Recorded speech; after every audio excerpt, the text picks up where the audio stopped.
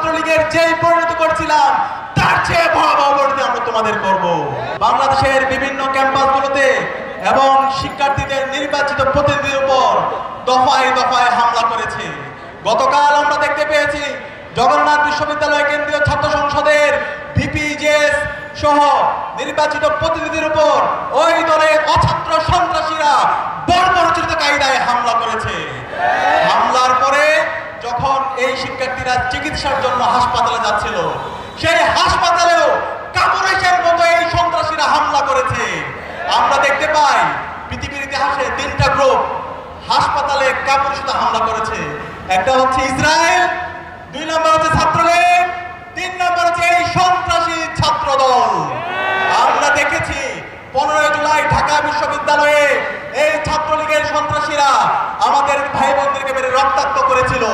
পরবর্তীতে যখন আমরা হাসপাতালে আমাদের ভাই বোনদেরকে নিয়ে গিয়েছিলাম, ঢাকা মেডিকেলে ইমার্জেন্সি ইউনিটে এই ছাত্রলীগের সন্ত্রাসীরা আমাদের ভাই বোনদেরকে হামলা করেছে।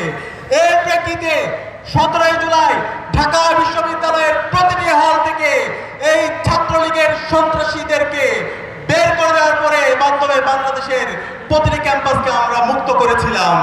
আমরা ছাত্র দলের সন্ত্রাসীদেরকে বলতে চাই, তোমরা যদি এই সন্ত্রাসের পথ অব্যাহত রাখো, ক্যাম্পাসগুলোতে যদি আবার গণরম গ্যাস্ট্রোমের কালচার ফিরে নিয়ে আসতে চাও, আমার ভাইদের উপর হামলা করো, বোনদের উপর হামলা অব্যাহত রাখো। আমরা ছাত্রলীগের যেই পরিণতি করছিলাম তার চেয়ে ভয়াবহ পরিণতি আমরা তোমাদের করব। আমরা তারেক জিয়াকে অনুরোধ করব, তারেক জিয়া, আপনি যদি মনে করেন আপনি সেই 90-এর দশকে আছেন অথবা 2001-এর পর থেকে ক্যাম্পাসগুলোতে যে সন্ত্রাসের রাজত্ব করেছেন, সেই সন্ত্রাস করে আবার ক্যাম্পাসগুলোতে দখলদারিত্ব করবেন, সেই রাজনীতি আর চলবে না।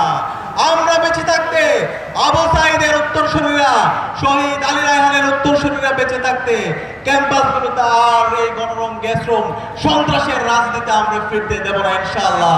আপনারা কি আছেন আমাদের সাথে?